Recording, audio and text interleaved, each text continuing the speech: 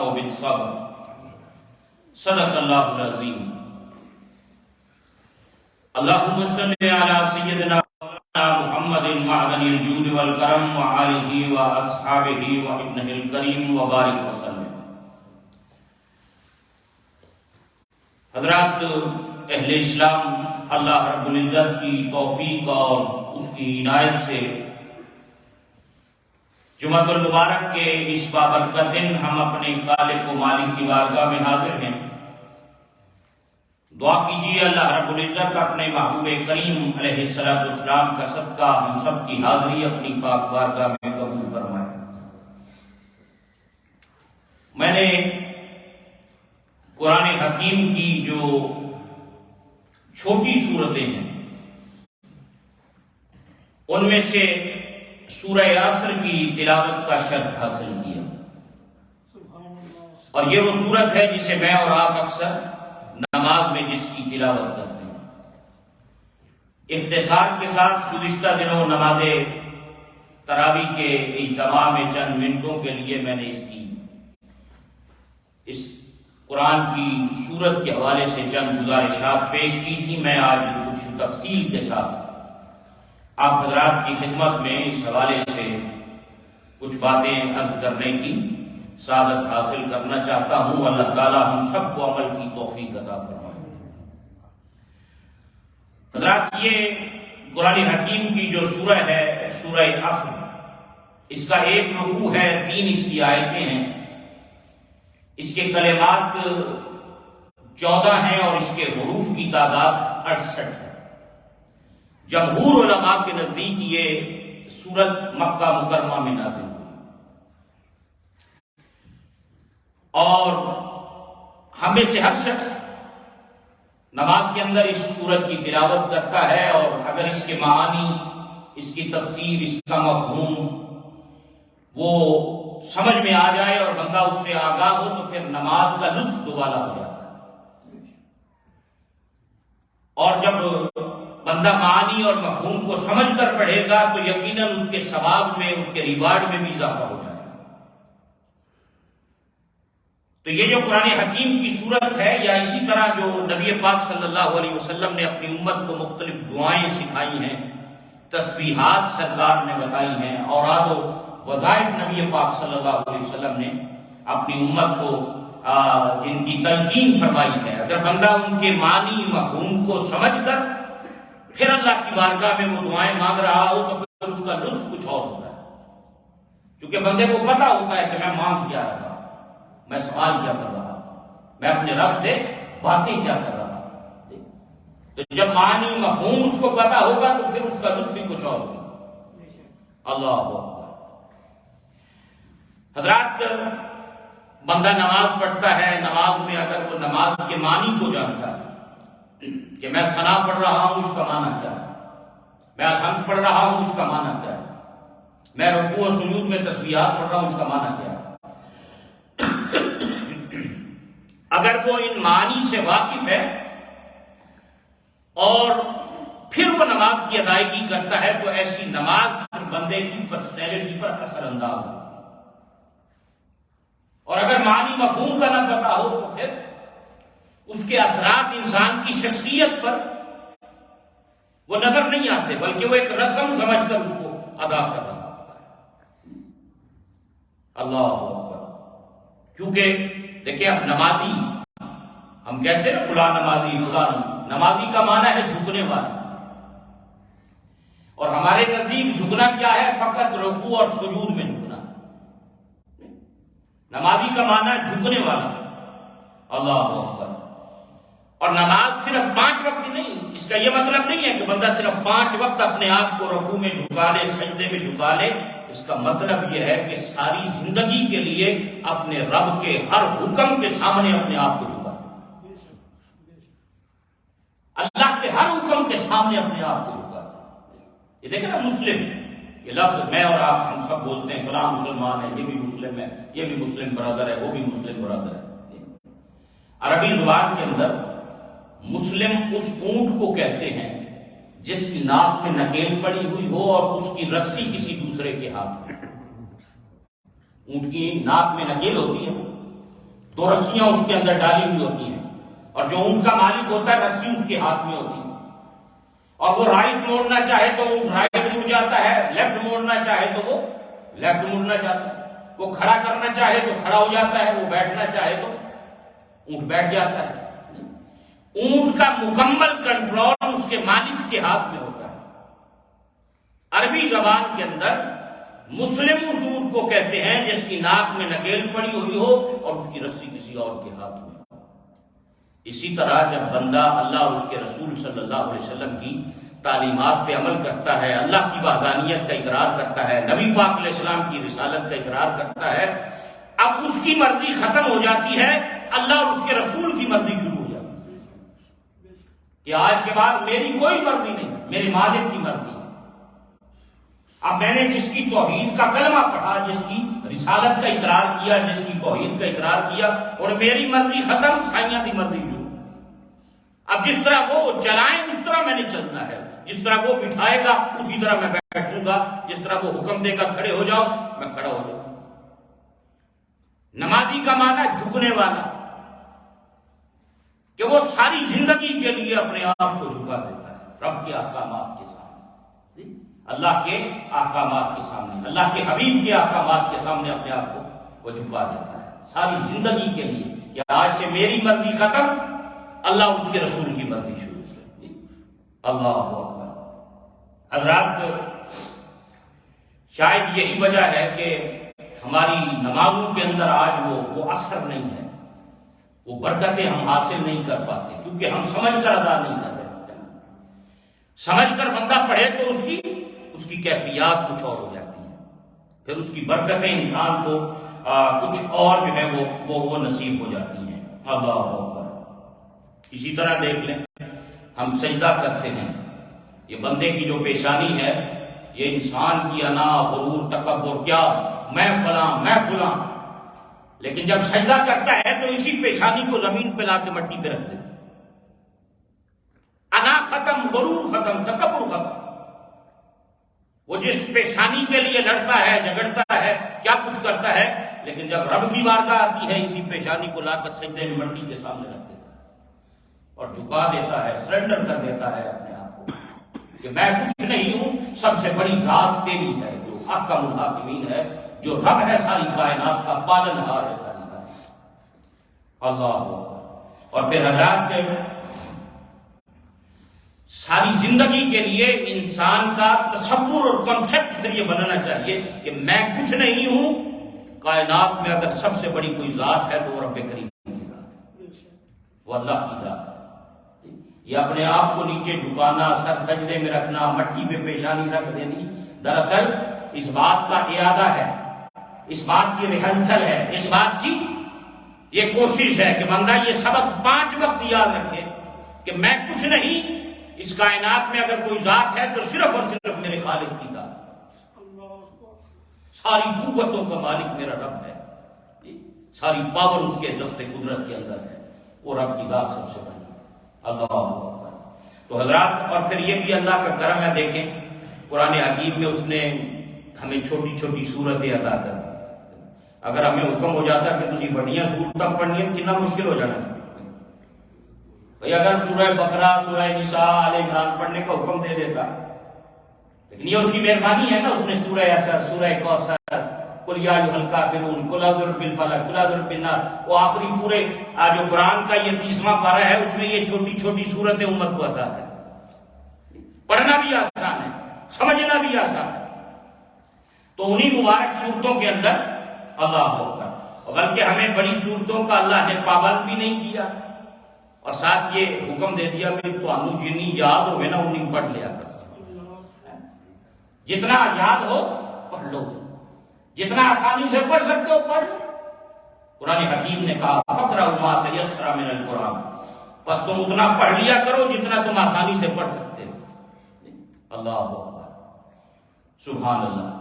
اور بعض کا ایک واقعہ بخاری شریف میں آتا ہے، ایک صحابی رسول صلی اللہ علیہ وسلم کا، وہ ہر رکعت میں نا سورہ فاتحہ کے بعد سورہ اخلاص پڑھتے تھے، انہیں ہر رکعت سورہ اخلاص پڑھنا۔ اللہ اکبر۔ تو اب نمازی پیچھے جو تھے وہ کئی دفعہ نماز بھی پڑھاتے تھے، انہوں نے نبی پاک علیہ السلام کی ورقہ میں یہ شکایت کر دی، انہوں نے کہا یہ پیار رکھتے سورہ فاتحہ تو باڑے ہمیشہ سورہ اخلاص ہی پڑھتے ہیں، دوسری سورتیں ہی کوئی نہیں پڑھتے۔ حضور کریم صلی اللہ علیہ وسلم نے انہیں بلایا، ان سے پوچھا، جب نمازیوں نے یہ مسئلہ اٹھایا تو نبی پاک صلی اللہ علیہ وسلم نے ان کو بلایا، اور میرے آقا کریم علیہ السلام نے اس سے بلا کر پوچھا، بھائی یہ مسئلہ آیا ہے تو تم سورہ اخلاص پڑھتے ہو؟ تو ان کا یا رسول اللہ مجھے اس سورت سے محبت ہے، کیونکہ اس میں میرے رب کی توحید کا بیان ہے، مجھے اس سے پیار ہے، مجھے اس سورت سے محبت ہے، میں اس لیے کثرت سے پڑھتا ہوں کہ اس میں میرے رب کی توحید کا ترانہ، میرے اللہ کی توحید کا بیان ہے۔ تو میرے آقا کریم علیہ السلام نے فرمایا اگر اس نیت سے پڑھتے ہو تو پھر اس کی محبت سے تم جنت میں داخل ہو جاؤ، یہ اس کی محبت، سورہ اخلاص کی محبت مجھے جنت میں داخل کر دے۔ اللہ تو حضرات، حضور سید عالم صلی اللہ علیہ وسلم، اللہ اکبر، اور اس میں جو بات سمجھنے والی ہے وہ ہے اخلاص کی نیت ہی، جتنی نیت اچھی ہوگی نا، پاکیزہ ہوگی، اخلاص والی ہوگی، اس کے مطابق اللہ کرم کر دیتا ہے، اس کے مطابق رب کریم مہربانی فرما دیتا ہے۔ اللہ اکبر۔ تو حضرات یہ مبارک سورت ہے، ہم سب اس کو پڑھتے ہیں۔ والعصر، زمانے کی قسم، اس زمانے سے مراد کیا ہے؟ اس میں تقریباً کئی اقوال مفسرین کے ہیں۔ پہلا قول تو یہ ہے کہ حضرت آدم سے لے کر قیامت تک یہ جتنا زمانہ ہے یہ سارا مراد ہے۔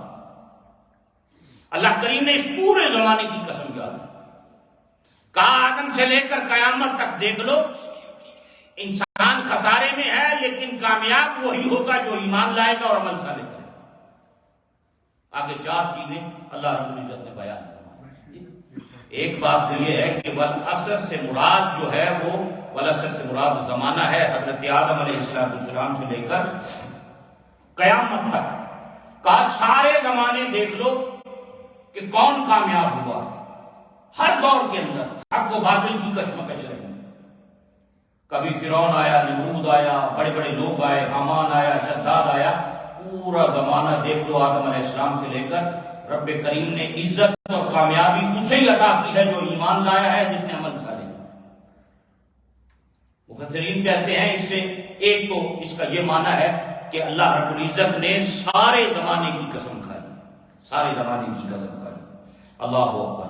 اور ایک روایت یہ ہے کہ اس زمانے سے مراد اس عصر کی جو قسم کھائی ہے، اس سے نماز عصر کا وقت مراد ہے۔ یہ بڑا قیمتی وقت ہے، یہ جو عصر کا وقت ہے یہ انتہائی قیمتی وقت ہے، اور اللہ کریم نے چاشت کے وقت کی بھی قسم کھائی ہے اور عصر کے وقت کی بھی قسم کھائی۔ امام فخر الدین رازی رحمۃ اللہ علیہ فرماتے ہیں کہ اس میں قدرت کی نشانیاں ہیں، بندے کو غور و فکر کی دعوت دی گئی ہے۔ کاش صبح چاشت کا جب وقت ہے، سورج طلوع ہوتا ہے، دنیا باہر نکل رہی ہوتی ہے، کوئی کاروبار پہ جا رہا ہے، کوئی کہیں جا رہا ہے، کوئی بزنس کے لیے نکل رہا ہے، اور لوگ دنیا یکدم سوئی ہوئی گھروں سے نکل کر باہر اکٹھی ہو رہی ہے اور اپنے کام کاج کے لیے باہر نکل رہی ہے۔ تو اس میں نشانیاں ہیں، آنکھ والوں کے لیے نشانی ہے اس کے اندر، اور فرمایا یوں ہی جو عصر کا وقت ہے اس کی قسم بھی اللہ رب العزت نے یاد فرمائی کہ اس کے اندر بھی قدرت کی نشانیاں ہیں۔ وہ کہتے ہیں کبھی غور کرو تو جو چاشت کا وقت ہے اس کو سامنے رکھو اور ادھر قیامت کے دن کو سامنے رکھو کہ دنیا قبروں سے نکل رہی ہوگی، میدان کی طرف جا رہی ہوگی، جمع ہو رہی ہوگی، حساب و کتاب کے مناظر شروع ہونے والے ہوں گے۔ کہا وہ جو وقت چاشت کا جس کی قسم اللہ نے اٹھائی اس میں یہ نشانی موجود ہے کہ یہ تمہیں یاد دلاتا ہے اے بندے، تو نے بھی قیامت کے میدان میں جس طرح اب صبح کے وقت تو گھر سے نکل رہا ہے، اسی طرح تم سب نے قیامت کے میدان میں جمع ہونا۔ اور فرمایا جو عصر کا وقت ہے نا یہ غروب آفتاب کا وقت ہے، گھروں میں لوٹ کر آنے کا وقت ہے، تاریکی چھانے کا وقت ہے۔ یہ تمہیں یاد دلاتا ہے کہ تیری موت کا وقت قریب آ رہا ہے، تیری قبر قریب آ رہی ہے، تیری قبر کی تاریکی قریب آ رہی ہے، اور تو نے اس دنیا کی فانی زندگی کو چھوڑ کر اپنے رب کی بارگاہ میں حاضر ہونا ہے۔ کہا اس میں آنکھ والوں کے لیے نشانیاں ان دو وقتوں کے اندر موجود ہیں۔ اور پھر حضرات نماز عصر یہ نبی پاک صلی اللہ علیہ وسلم کی ایک حدیث کا مفہوم ہے. آپ نے فرمایا جس کی نماز عصر فوت ہو گئی گویا اس کا مال سارا، اس کے اہل و عیال سب تباہ و برباد ہوگا. اتنا قیمتی وقت ہے اور یہ اتنی قیمتی نماز ہے جس کے بارے میں رب کریم نے حکم دیا کہ نمازوں کی حفاظت کرو، خصوصاً جو وسطی نماز ہے، درمیانی نماز ہے، اس کی حفاظت کرو، کیونکہ اکثر اوقات میں بندوں سے اس نماز کی ادائیگی کے اندر سستی اور غفلت ہوتی ہے. یہ بڑی قیمتی وقت ہے. بلکہ ایک روایت امام راضی رحمۃ اللہ علیہ نے تفسیر کبیر کے اندر لکھی ہے. ایک عورت آئی آپ کی بارگاہ میں، اس نے کہا مجھ سے گناہ سرزد ہو گیا اور پھر بچہ فوت ہو گیا. روتی ہوئی چیختی ہوئی آئی کہ میں بڑی گناہگار ہوں، میں نے گناہ کیا، بچہ پیدا ہوا، اس کو میں نے قتل کر ڈالا، پھر وہ سرکے میں ڈال دیا اور پھر اس کو فروخت کر دیا. وہ اس انداز میں روتی ہوئی اپنا مسئلہ فرمایا میں نے تو یہ سمجھا تھا کہ تیری نماز عصر فوت ہو گئی. نبی پاک صلی اللہ علیہ وسلم نے فرمایا میں تو یہ سمجھا تھا کہ تیری نماز عصر فوت ہو گئی. یعنی آپ اس سے اندازہ فرمائیں کہ نماز عصر کی اہمیت کتنی ہے، اس کی کس قدر تاکید ہے قرآن و حدیث کے اندر. والعصر، عصر کی قسم، اس سے مراد نماز عصر ہے، نماز عصر کا وقت ہے. ایک تفسیر اس کی مفسرین کرام نے یہ بیان فرمایا کہ یہ نماز انتہائی اہمیت کی حامل ہے اور اس نماز کے اندر سستی نہیں ہونی چاہیے، کوتاہی نہیں ہونی چاہیے اور اس نماز کا پورا اہتمام کرنا چاہیے. باقی نمازوں کے ساتھ ساتھ خاص طور پہ توجہ اور دھیان جو ہے وہ نماز عصر کی ادائیگی پر ہونا چاہیے. ایک تفسیر اس کی سورہ عصر کی والعصر، زمانے کی قسم، زمانے سے مراد آدم علیہ السلام سے قیامت کا زمانہ، والعصر سے مراد نماز عصر کا وقت، والعصر سے مراد نماز عصر کا ٹائم، نماز یہ. اور ایک قول اس کا یہ ہے کہ والعصر، زمانے کی قسم، اس سے مراد وہ زمانہ ہے جس زمانے میں نبی پاک علیہ السلام حیات ظاہری کے ساتھ دنیا میں موجود ہے. آپ کی زندگی کے 63 سال جو اس دنیا میں آپ نے بسر کیے وہ سب سے اعلیٰ اور عرفہ وقت تھا کہ اس وقت کو، ان گھڑیوں کو، ان ساعتوں کو، ان منٹوں کو نبی پاک صلی اللہ علیہ وسلم کی قربت نصیب ہے نا. کتنی بڑی شان ہے. یعنی اللہ رب العزت اس وقت کی قسم اٹھا رہا ہے جس وقت میں نبی پاک صلی اللہ علیہ وسلم موجود ہے. امام راضی نے، دیگر مفسرین نے، سب نے یہ اس کی تفسیر بیان فرمائی ہے. آقا کریم علیہ السلام کی شان تو یہ ہے کہ اللہ کریم نے آپ کے بارے میں فرمایا لا اقسم بہذا البلد، میں اس شہر مکہ کی قسم اٹھاتا ہوں. کیوں؟ وانت حل بہذا البلد، کہ اے حبیب صلی اللہ علیہ وسلم آپ اس میں رہتے ہیں. حضور کی برکت سے، حضور کی نسبت سے اللہ نے قسم یاد فرمائی شہر مکہ کی. تو شہر مکہ کی قسم اٹھا کر رب نے اس کی عظمت لوگوں کے سامنے بیان کی. کس وجہ سے؟ کہ میرا حبیب اس میں رہتا ہے. اس سے آپ اندازہ فرما لینا کہ مکہ کی عظمت کا یہ عالم ہے تو خود حبیب خدا کی عظمتوں کا عالم کیا ہو. لامروں کا، مجھے تیری ساری عمر کی قسم، اللہ نے اپنے محبوب کی عمر کی قسم یاد فرمائی. مجھے تیری عمر کی قسم، تیری پوری حیاتی کی قسم، تیری پوری زندگی کی قسم.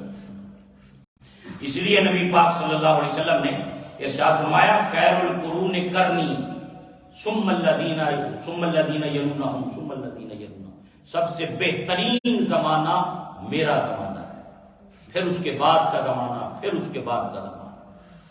سب سے بہترین زمانہ میرا زمانہ، پھر صحابہ کا زمانہ، پھر تابعین کا زمانہ. 3 ادوار. والعصر، قسم ہے مجھے زمانے کی. کون سا زمانہ؟ مفسرین کہتے ہیں نبی پاک صلی اللہ علیہ وسلم کا.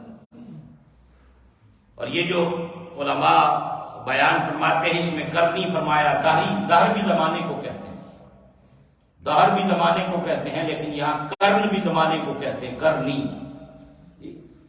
اللہ اکبر. اس میں بھی ایک بڑی خوبصورت بات مفسرین نے کہی، کہا دہری بھی ہو سکتا تھا لیکن قرنی کہا، اور قرنی کہہ کر نبی پاک علیہ السلام نے اپنی زمانے کے ساتھ اپنے خلفاء کے زمانے کو بھی شامل کیا. کہا وہ اس طرح کیا ہے کہ قرنی میں 4 لفظ ہیں، کاف، را، نون اور یا، قرنی. اور فرمایا صدیق کا آخری لفظ کاف ہے، عمر کا آخری لفظ را ہے، عثمان کا آخری لفظ نون ہے، علی کا آخری لفظ یا ہے. فرمایا حضور نے کرنی فرما کر اپنے زمانے کے ساتھ اپنے خلفاء کے زمانے کو بھی شامل کیا. ولاست سے مراد نبی پاک صلی اللہ علیہ وسلم کی حیات ظاہری، میرے آقا کریم علیہ السلام کا زمانہ مراد. قسم ہے زمانے کی. اللہ اکبر. اور تفسیر قرطبی میں امام قرطبی نے ایک روایت حضرت ابی بن کعب رضی اللہ تعالیٰ عنہ کے حوالے سے نقل فرمائی. یا میں نے پہلے بھی آپ کو کئی مرتبہ بتایا کہ ابی بن کعب رضی اللہ تعالیٰ عنہ وہ ہیں جن کو رمضان میں جن کے ساتھ قرآن کا دور نبی پاک علیہ السلام فرمایا کرتے تھے. حضور انہیں قرآن سناتے تھے، یہ حضور کو قرآن سناتے.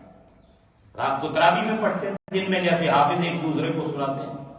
تو یہ حضرت ابی بن کعب، اور یہ حضرت ابی بن کعب بھی وہ صحابی رسول ہیں جنہیں سب سے پہلے مسجد نبوی میں 20 رکعت نماز تراویح کا امام حضرت عمر فاروق نے مقرر کیا. حضرت عمر نے یہ 20 رکعت نماز تراویح با جماعت شروع کروائی، جس طرح آج ہم پڑھتے ہیں، حرمین میں بھی پڑھی جاتی ہے. سب سے پہلے امام نماز تراویح کے لیے جو مقرر ہوئے مسجد نبوی میں حضرت ابی بن کعب. اللہ اکبر. تو حضرت ابی بن کعب رضی اللہ تعالیٰ عنہ آپ فرماتے ہیں کہ میں نے سرور عالم صلی اللہ علیہ وسلم کی خدمت میں حاضر تھا اور آپ نے اس سورت کی تفسیر، آپ نے اس سورت کو تلاوت فرمایا والعصر. تو میں نے نبی پاک علیہ السلام سے پوچھا حضور اس کی تفسیر کیا ہے؟ ارشاد فرمایا اس کی تفسیر، اس کی تشریح مجھے ارشاد فرمایا. اللہ اکبر. تو نبی پاک علیہ السلام نے فرمایا ابی بن کعب میں تجھے اس کی وہ تفسیر بتاتا ہوں جو جبریل نے مجھے بتائی. میں تجھے اس کی وہ تفسیر بتاتا ہوں، سکھاتا ہوں جو جبریل امین علیہ السلام نے مجھے سکھائی، انہوں نے مجھے بتائی. تو پھر میرے آقا کریم صلی اللہ علیہ وسلم نے اللہ اکبر. دیکھیں یہ حضور کریم علیہ السلام کا جو تعلق تھا نا ہر صحابی کے ساتھ وہ مختلف نوعیت کا تھا. کسی نے کسی انداز میں پوچھا، کسی نے کسی انداز میں سیکھا، کسی کو کوئی چیز عطا کی، کسی کو کوئی چیز عطا کی.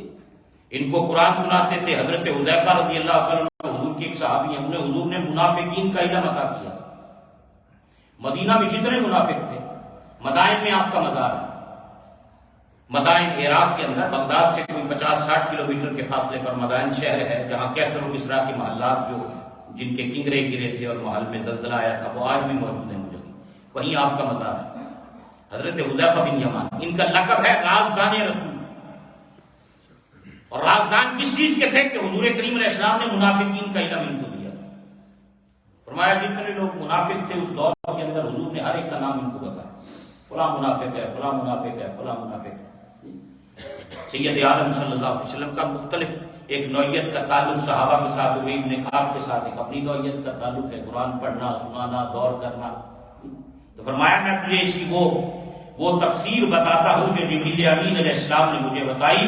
اور امام الانبیاء علیہ السلام نے فرمایا اللہ نے زمانے کی قسم اٹھا کر فرمایا والعصر، زمانے کی قسم، ان الانسان لفی خسر. یہاں انسان سے مراد ابو جہل ہے. بعض روایات میں مفسرین نے اس کی تفسیر میں کہا یہاں انسان خسارے والے لوگوں سے مراد کفار ہے. وہ خسارے میں رہ گئے جو اللہ اور اس کے رسول پر ایمان نہیں لائے. اور کامیاب وہی ہے جو اللہ پر ایمان لایا ہے، رسول اللہ پر ایمان لایا ہے، اور جو اللہ اور اس کے رسول کے احکامات کا جو پابند ہوا ہے. اللہ اکبر. فرمایا جبریل امین علیہ السلام نے مجھے اس کی تفسیر بتائی کہ اللہ زمانے کی قسم اٹھا کر فرماتا ہے انسان خسارے میں ہے. اس خسارے سے مراد کون ہے؟ وہ ابو جہل ہے. اور پھر آگے فرمایا نبی پاک صلی اللہ علیہ وسلم نے الا الذین آمنوا، وہ لوگ جو ایمان لائے. ان ایمان لانے والوں سے مراد ابو بکر صدیق کی ذات. ایمان لانے والے سے مراد کون؟ ابو بکر صدیق کی ذات. یہ تفسیر قرطبی میں امام قرطبی رحمۃ اللہ علیہ نے اس کا ذکر فرمایا ہے. فرمایا وعملوا الصالحات، اور نیک عمل کرتے رہے، اس سے مراد عمر فاروق کی ذات. اور پھر آگے فرمایا وتواصوا بالحق، ایک دوسرے کو حق کی تلقین کرتے رہے، اس سے مراد عثمان غنی ہے. وتواصوا بالصبر، اور ایک دوسرے کو صبر کی تلقین کرتے رہے، اس سے مراد علی المرتضیٰ کی ذات.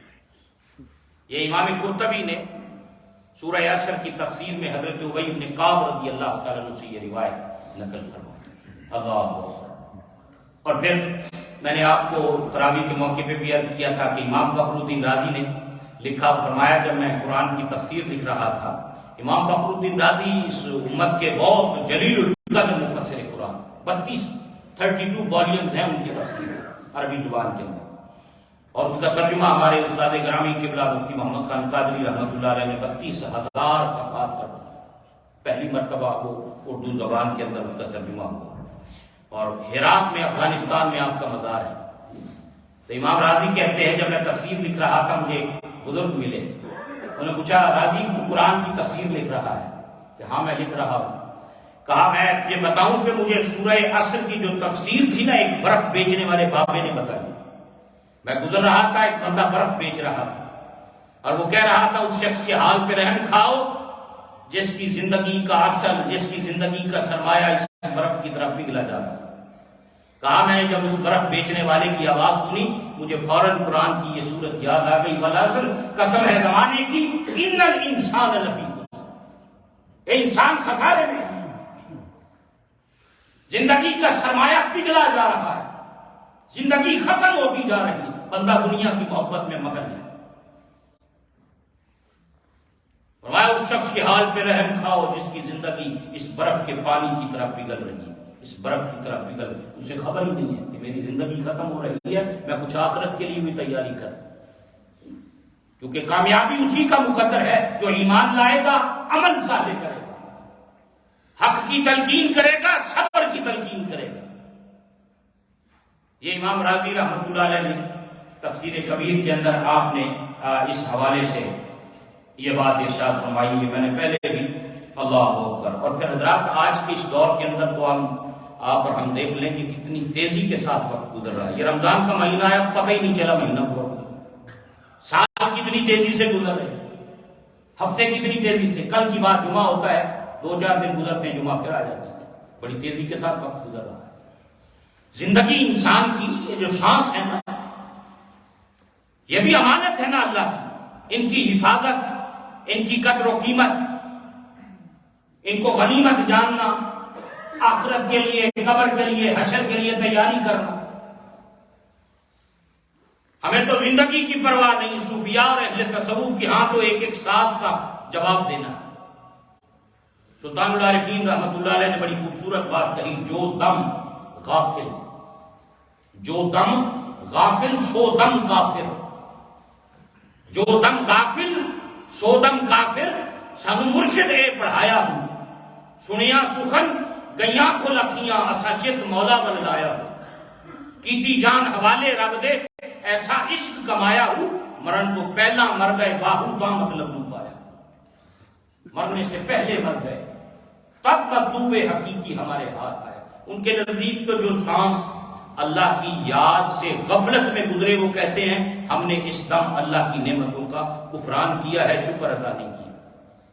ایک ایک سانس بڑا قیمتی ہے، زندگی کا سرمایہ حضرات پگھلا جا رہا ہے۔ کتنے لوگ ہمارے ساتھ ان صفوں میں بیٹھنے والے تھے جو آج موجود نہیں ہیں، کتنے جو کل نہیں ہوں گے، کتنے ہیں جو پرسوں نہیں ہوں گے۔ قرآن حکیم کی یہ جو صورتیں ہیں نا، یہ دعوت فکر دیتی ہیں۔ والعصر قسم ہے زمانے کی، ان الانسان لفی خسر، کہ بے شک انسان خسارے میں ہے، الا الذین آمنوا وعملوا الصالحات۔ دو ہی باتیں قرآن نے ہمیشہ کی، ایمان اور عمل صالح۔ ایک عقیدہ درست ہو، ایک عمل صالح ہو۔ ایمان عقیدے کی درستگی کا نام ہے، اللہ اس کے رسول کے ساتھ، ملائکہ کے ساتھ، یوم آخرت پر، اللہ کے نبیوں پر، کتابوں پر۔ جو عقیدہ ہے، جو ایمان ہے، اس کی بڑی اہمیت۔ پہلے ایمان ساتھ ہی ہمیشہ، اگلی بات جو قرآن کہتا ہے وہ عمل صالح ہوتا ہے۔ قرآن نے ایمان اور عمل صالح کو ساتھ ساتھ رکھا۔ بندے کا ایمان بھی درست ہو اور عمل بھی صالح ہو، نیکیاں بھی اس کے پاس ہوں، اعمال صالحہ کی طرف بھی وہ چلنے والا ہو۔ قرآن حکیم نے ساتھ ساتھ یہ باتیں جو ہیں وہ ارشاد فرمائی، اللہ اکبر۔ اور پھر ایک دوسرے کو حق کی تلقین کرنا، وتواصوا بالحق۔ اس حق سے مراد اللہ رب العزت کی توحید ہے، رب کی ذات مراد ہے، مفسرین فرماتے ہیں۔ اور توحید خدا بندی اور اللہ کی ذات وحدہ لا شریک، اس کو ماننا، اس کی ذات و صفات کے اندر کسی کو شریک نہ کرنا، یہ بنیادی ہمارا توحید کا یہ عقیدہ ہے. اور میں اکثر یہ بات عرض کرتا ہوں کہ ہر مشکل سے مشکل، چھوٹی مشکل یا بڑی مشکل میں اپنے رب کی طرف رجوع کرنا چاہیے، اپنے اللہ سے سوال کرنا چاہیے، اسے مانگنا چاہیے، اسے لو لگانی چاہیے، اس کی بارگاہ میں اپنا دامن پھیلانا اور بچھانا چاہیے. اور اسی پر انبیاء بھی اسی طرف بلاتے رہے، صلحاء بھی اسی کی دعوت دیتے رہے، اللہ کے ولی بھی اسی کی طرف بلاتے رہے. اور آج ہمارے ہاں تو چونکہ مجالس کے اندر، ہمارے جلسوں کے اندر توحید کی بات بہت کم ہوتی ہے. ہر بندے کا تعلق جو ہے وہ اپنے رب کی ذات کے ساتھ مضبوط ہونا چاہیے. اللہ اکبر. اور پھر حضرات نے اگلی بات قرآن حکیم نے کہا، ارشاد فرمایا رب کریم نے وتواصوا بالصبر، کہ وہ ایک دوسرے کو صبر کی تلقین کرتے ہیں، ایک دوسرے کو صبر کی تلقین کرتے ہیں، کہ حق کی تلقین اور صبر کی تلقین. راہ حق میں جو مشکلات پیش آتی ہیں اس پر ثابت قدمی اختیار کرتے ہیں، صبر کرتے ہیں. گلا شکوہ ان کی زبان پر نہیں ہوتا، گلا شکوہ ان کی زبان پر نہیں ہوتا، بلکہ وہ اللہ رب العزت کی رضا پہ راضی رہنے والے لوگ. امام شافعی رحمۃ اللہ تعالی علیہ آپ فرمایا کرتے تھے کہ یہ جو قرآن حکیم کی سورہ ہے نا، سورہ یاسر، یہ ایک سورت ہی انسان کے لیے کافی ہے. غور و فکر، ایک سورت ہی کافی. کہا اگر اور کوئی چیز بھی نازل نہ ہوتی، صرف یہ ایک سورت نازل ہو جاتی تو یہ ایک سورت ہی انسانیت کی ہدایت کے لیے کافی. اس کے اندر اتنا خزینہ ہے، اتنا کچھ اس کے اندر پنہا ہے. ہر بندہ اپنی حیثیت کے مطابق وہ غوطہ زد ہو کے موتی نکال دیتا ہے. اللہ اکبر. اور پھر حضرت عبید اللہ بن حفص رضی اللہ تعالیٰ عنہ آپ روایت فرماتے ہیں کہ نبی پاک صلی اللہ علیہ وسلم کے صحابہ جب آپس میں ملتے تھے تو جدا ہونے سے پہلے ایک دوسرے کو سورہ یاسر سنایا کرتے تھے. اس میں جو میسج اور پیغام ہے، یعنی دو بندے آپس میں ملے، سلام دعا ہوئی، اب جدا ہونے لگے تو جدا ہونے سے پہلے ایک دوسرے کو سورہ یاسر سنایا کہ رب کا اس کے اندر جو پیغام ہے وہ ہر شخص کو ہر وقت یاد رہے کہ اللہ رب العزت نے اس میں ہمیں میسج اور پیغام کیا دیا. تو یہ قرآن حکیم کی چھوٹی سب سے صورت ہے، ان صورتوں میں یہ شامل ہے.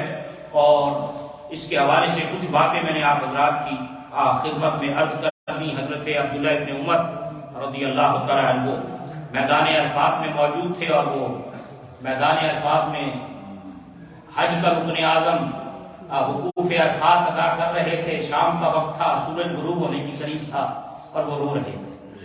اور روتے روتے انہوں نے ارشاد فرمایا بلند آواز سے، کہا وہ لوگوں تمہاری دنیا اتنی باقی رہ گئی ہے جتنا یہ سورج غروب ہونے کی قریب، تمہاری دنیا اتنی باقی رہ گئی. حضرات اللہ رب العزت کی بارگاہ میں دعا بھی کرنی چاہیے، اور اپنی زندگی کو غنیمت جانتے ہوئے اسے اچھے اور نیک کاموں کے اندر اس کو استعمال کرنا چاہیے.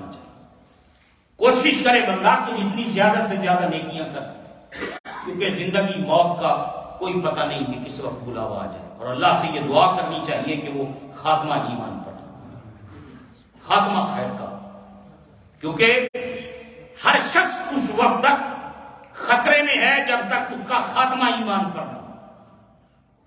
ہر بندہ اس وقت تک خطرے میں جب تک خاتمہ ایمان پر نہ ہو جائے. اور دشمن ہماری طاق میں بیٹھا ہوا ہے، اور ہم شیطان کے حملوں سے بچنے کی کتنی طاقت رکھتے ہیں وہ ہمارے سامنے ہے. ہر شخص کو ہر لمحے اللہ کی بارگاہ میں دعا کرنی چاہیے کہ مالک مہربانی کرنا میرا خاتمہ ایمان پر. زندگی بھر نیکیاں کی ہوں لیکن خاتمہ ایمان پر نہ ہو تو نیکیوں کو فائدہ کوئی نہیں. یہ اس کی رحمت اور اس کی کرم نوازی چاہیے کہ اللہ اپنے فضل و کرم سے ہم سب کا خاتمہ ایمان پر فرمائے، اور نبی پاک صلی اللہ علیہ وسلم کی تعلیمات پر ہمیں عمل کی توفیق عطا فرمائے، اور اپنے اخروی اور حقیقی وطن کے لیے ہمیں تیاری کی توفیق عطا فرمائے. وما علینا الا البلاغ. حضرات بہت سے احباب نے دعاؤں کے لیے